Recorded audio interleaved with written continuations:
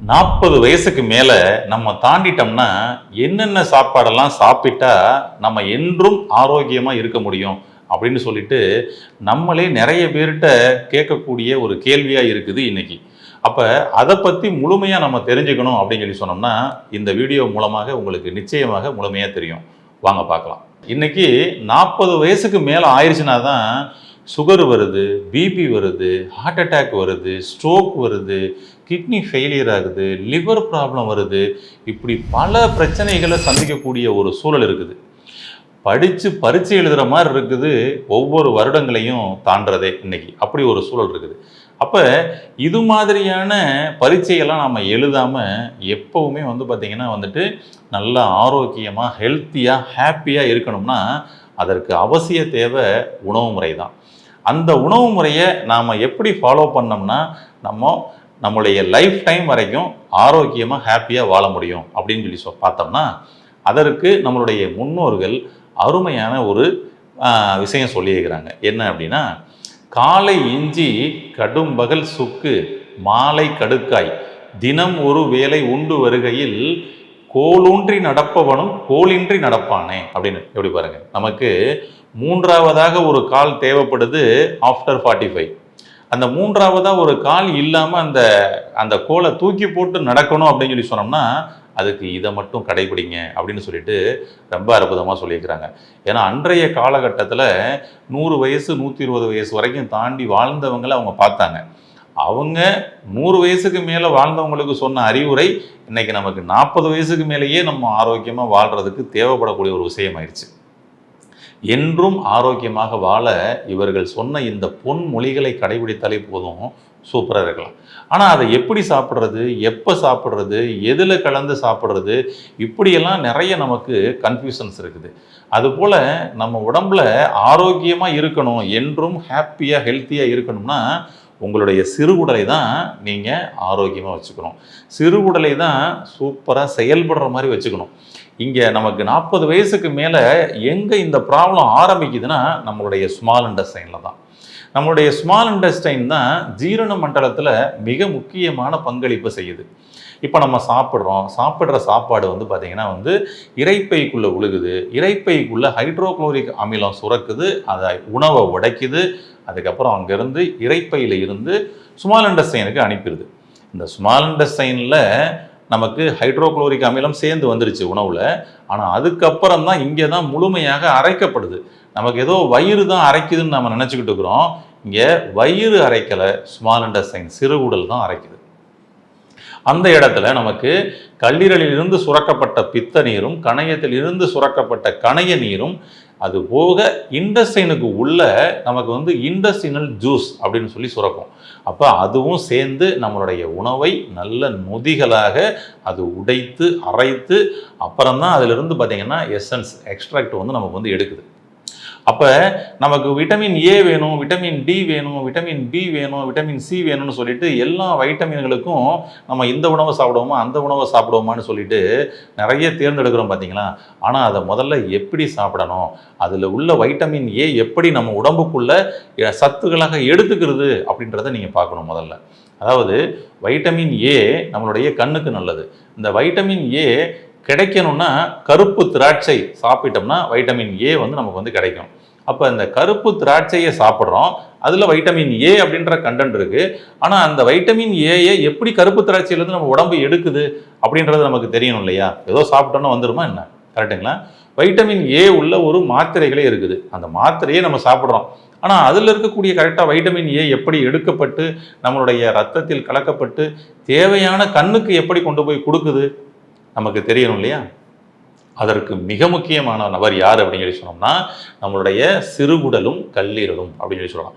நம்மளுடைய சிறுகுடலையும் கல்லீரலையும் நீங்கள் சூப்பராக வச்சுருக்கும் பட்சத்தில் என்றைக்கும் நீங்கள் ஆரோக்கியமாக ஹெல்த்தியாக இருக்கலாம். அப்போ இந்த சிறுகுடலுக்குள்ளே இந்த கருப்பு திராட்சை உள்ளே வரப்படும் பொழுது அப்போ அதுக்குள்ளே இருக்கக்கூடிய அந்த குடல் உறிஞ்சிகள் அப்படின்றது மூலமாக அங்கே பார்த்திங்கன்னா அரைக்கப்பட்டு குடல் உறிஞ்சிகள் மூலமாக உறிஞ்சப்படும். அந்த உறிஞ்சப்படும் பொழுது தான் அதனுடைய சத்துக்களை எடுக்கும். எடுத்துட்டு அதை அப்படியே கொண்டு போய் லிவருக்கு கொடுத்துரும். சரிங்களா? அப்போ இங்கே லிவர் தான் என்ன பண்ணும்? ஏன்னா இப்போ குடல் உறிஞ்சிகள் மூலமாக உறிஞ்சப்பட்டு அது போய் எங்கே கொடுக்கணும்னு அவருக்கு தெரியாது. இந்த விட்டமின் ஏஏ கொடுத்துட்டோம். விட்டமின் ஏயை ஸ்மால் இன்டெஸ்டைனுக்கு எங்கே கொடுக்கணுன்றது தெரியாது. ஆனால் லிவருக்கு தான் எங்கே கொடுக்கணும் தெரியும். அப்போ லிவருக்கு அனுப்பப்பட்டோம்னா, அதனால தான் லிவர் என்ன சொல்லுவோம்னா கொரியர் டெலிவரி ஆஃபீஸ்னே சொல்லலாம். ஓகேங்களா? அப்போ நம்ம வந்து பார்த்தீங்கன்னா வந்து ஒரு கொரியர் போய் நம்ம போடுறோம்னா அந்த கொரியர் ஆஃபீஸில் போயிட்டு புக் பண்ணிட்டோம்.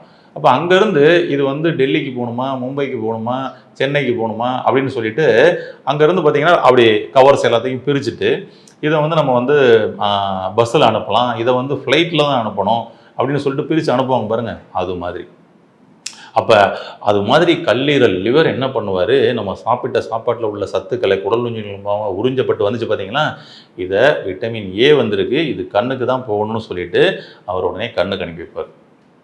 அப்போ நம்மளுடைய ஒவ்வொரு வைட்டமின்களும் நமக்கு சரியான இடத்துக்கு போய் சேரணும்னா உங்களுடைய ஸ்மால் இன்டெஸ்டைனை நீங்கள் சூப்பராக வச்சுருக்கணும். உங்களுடைய ஸ்மால் இன்டெஸ்டைனை ஆஃப்டர் 40க்கு அப்புறம் வந்து பார்த்தீங்கன்னா அங்கே தான் டிஸ்டர்பன்ஸே ஆரம்பிக்குது. பாருங்கள், 40 வயசை தாண்டினோன்னு தான் நமக்கு வந்து பார்த்திங்கன்னா சரியாக செரிமானமாக மாட்டேங்குது, நெஞ்சை கரிக்குது, எதுக்களிக்குது, சரியாக மோசம் போக மாட்டேங்குது, வயிறு உப்பிசமாகுது. இப்படி தான் ஃபஸ்ட்டு சிம்டம்ஸ் ஆரம்பிக்கும். இதுதான் அடுத்த கட்டமாக நமக்கு வந்து பார்த்திங்கன்னா வந்து டயபெட்டிக், சர்க்கரை நோய், இருதய அடைப்பு அப்படின்லாம் நமக்கு வந்து வர ஆரம்பிச்சிருது. ஏன்னா சரியாக அரைக்கலை அப்படிங்கும் பொழுது கழிவுகளாக மாறுது, கழிவுகளாக சுத்த ஆரம்பிச்சிருது.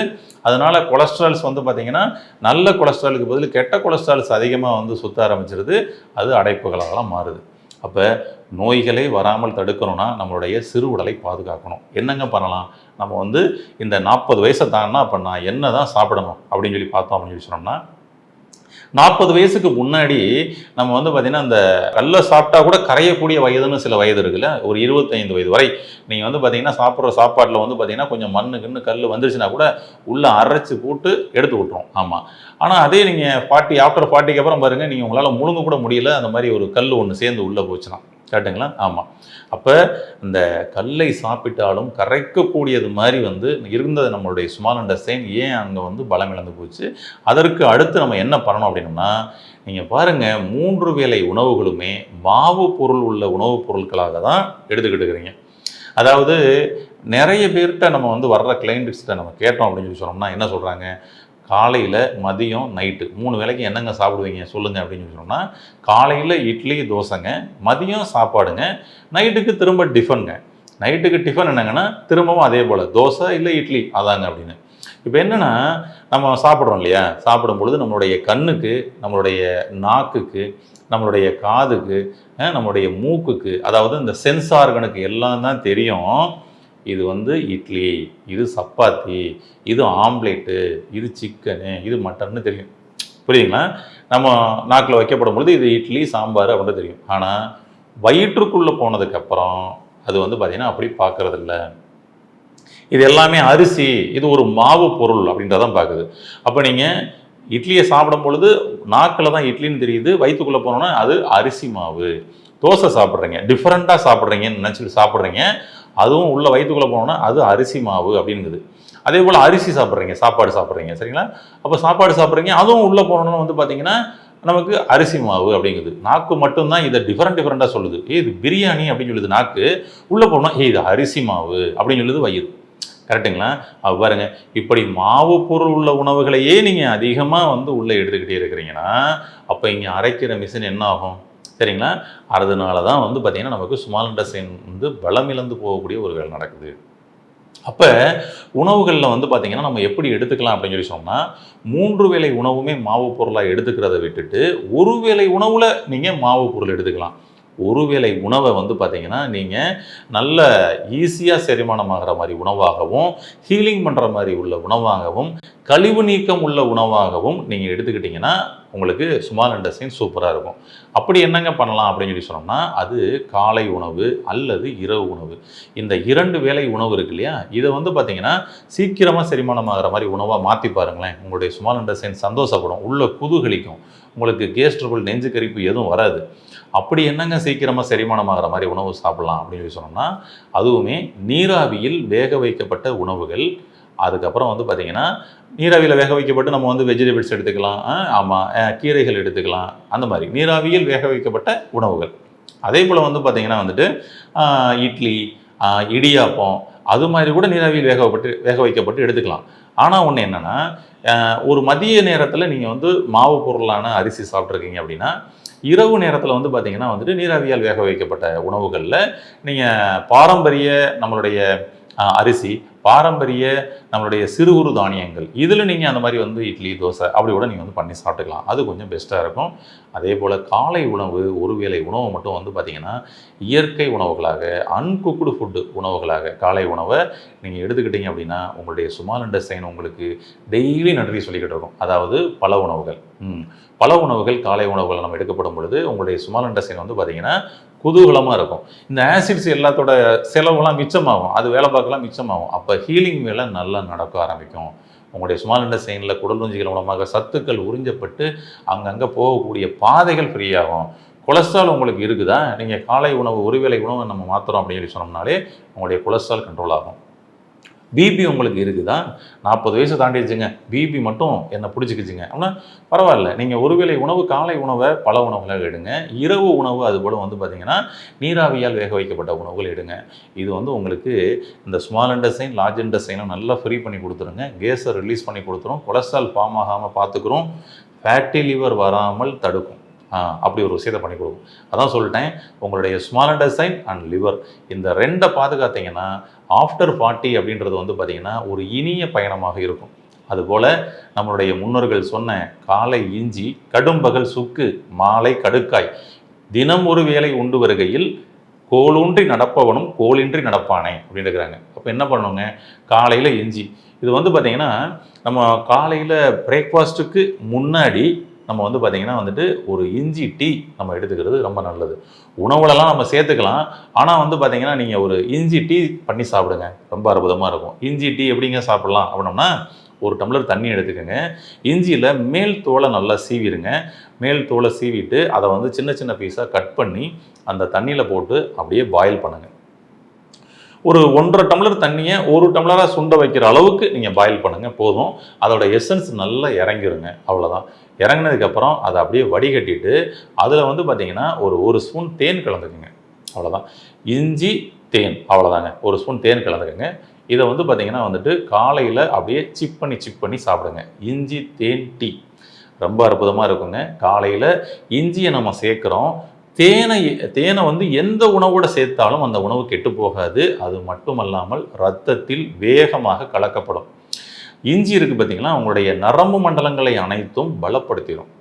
இஞ்சி நம்மளுடைய அந்த ஸ்மால் இன்டெஸ்டைனோட அந்த போஷன் மாதிரியே இருக்கும், ஓகேங்களா? ஆமாம். அதுக்கப்புறம் வந்து பார்த்திங்கன்னா உங்களுக்கு காரத்தன்மை உள்ள உணவு. நீங்கள் பார்த்தீங்கன்னா அசிட்டிக் ஃபுட்டு தான் நம்ம அதிகமாக சாப்பிட்டுக்கிட்டு இருக்கிறோம், ஆல்கலைன் ஃபுட்டே சாப்பிடல. இந்த ஆல்கலைன் ஃபுட்டை காலையிலேயே நம்ம கொடுக்கக்கூடிய ஒரு வேலைனா இஞ்சி தான். அதுபோக இது பெரிய ஆன்டிபயோட்டிக்குங்க.